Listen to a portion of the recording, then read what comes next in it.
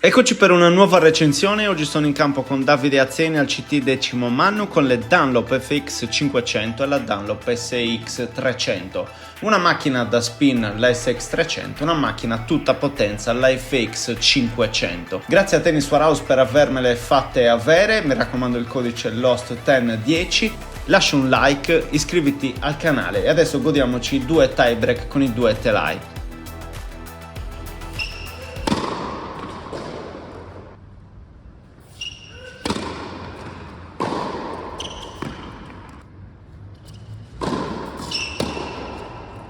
La Dunlop SX 300 è una macchina da spin e con quest'ultimo aggiornamento lo spin, secondo Dunlop, addirittura raddoppia. Uno swing weight, un'inerzia che è inferiore ai 325 punti ma non di tanto, una maggiore spaziatura tra le corde, permettono un angolo di lancio più alto e quindi maggiore profondità e quindi la capacità di colpire in maniera ottimale delle palle potenti, cariche di spin che esplodono sul campo dell'avversario.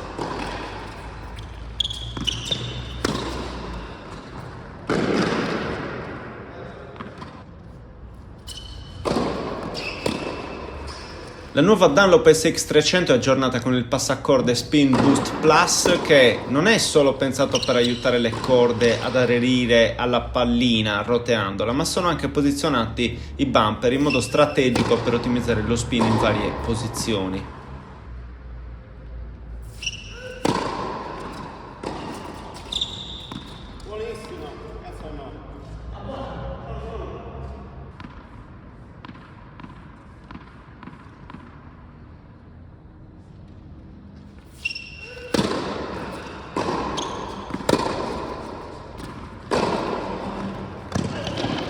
Tra le tecnologie aggiuntive troviamo anche il Sonic Core Infinergy, un materiale ultra elastico che aumenta il comfort e la potenza nella parte superiore della racchetta, il punto in cui la maggior parte dei tennisti colpisce.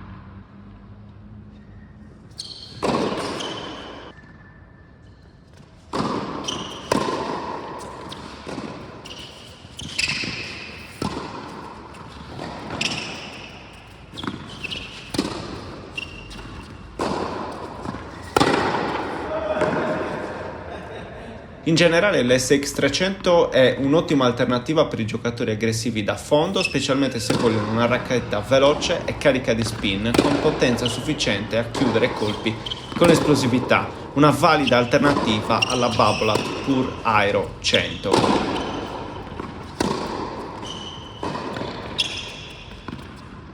Dando uno sguardo alle caratteristiche tecniche abbiamo un piatto 100, una lunghezza standard, un peso di 300 grammi, una rigidità non troppo elevata ma comunque che si fa sentire sul braccio di 68 punti rilevati, una conformazione del telaio diciamo 23, 26, 23 in linea con quelle che sono le ibride moderne, quindi quasi una profilata ma non del tutto, un colore nero giallo che si fa apprezzare, devo dire, molto belle esteticamente. Sono entrato in campo con delle aspettative che sono state totalmente disattese. Pensavo di trovare un attrezzo non all'altezza della qualità di altri telai e invece li ha abbondantemente raggiunti, se non a certi livelli superati. Una racchetta che mi è piaciuta particolarmente sul servizio, ma anche nella gestione degli effetti. Chiaramente lo spin, ma anche lo slice funziona piuttosto bene. Consigliata assolutamente al giocatore sia di quarta che di terza che di seconda categoria. Non ci sono veramente restrizioni, anche con un leggero custom, se uno ha qualche esigenza in più particolare può ottenere ottimi risultati.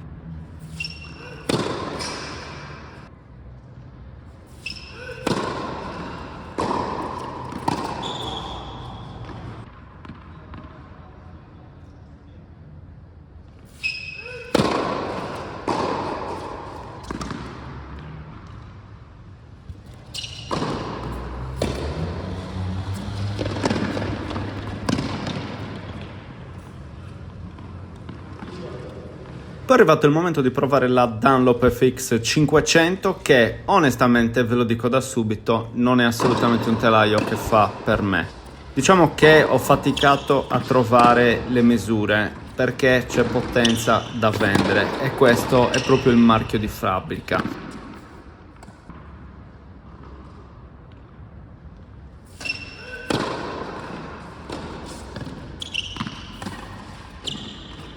La FX 500 è l'ideale per i giocatori aggressivi che vogliono caricare la palla di potenza, velocità e anche una buona dose di spin, chiaramente. È la sorellona, tra virgolette, della SX 300.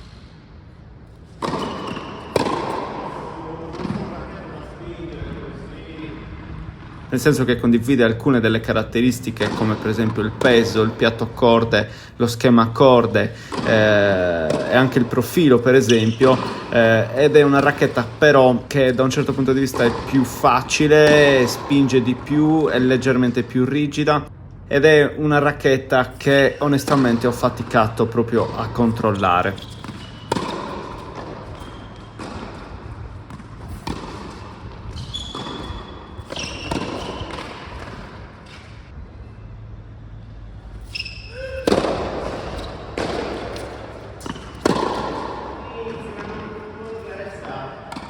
C'è da notare che qui c'è la geometria del telaio che è diversa, che include il Power Boost, che combina un profilo aerodinamico e veloce con una gola più larga per garantire stabilità. Insomma, una racchetta per giocatori moderni, diciamo con un'ottima miscela di velocità, spin e potenza, un'inerzia sotto i 325 punti anche in questo caso, ma la sua rigidità a mio avviso rende le cose un pochino più complicate. Con l'SX 300 non ho avuto problemi né sulla spalla né sul gomito, sulla FX 500 invece ho iniziato a sentire subito delle punte e ho dovuto adoperare delle palle in slice molto spesso corte per essere sicuro di controllarla, perché a tratti anche sulle SX 300 avevo la sensazione quasi di perderla. In questo caso ancora di più. In entrambi i casi ho usato corde RPM Blast 22-21 e questo non mi ha da un certo punto di vista aiutato sulla FX 500.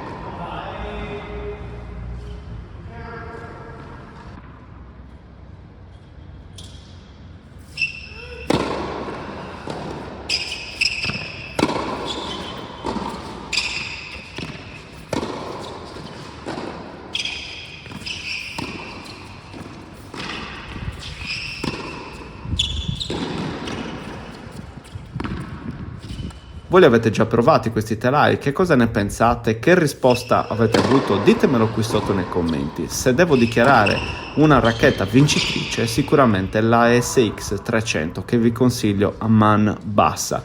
Alternativa alla Pure Aero, potremmo definire la FX 500 una alternativa alla Pure Drive, che in questo caso però non sono sicuro possa essere una valida alternativa a quel telaio.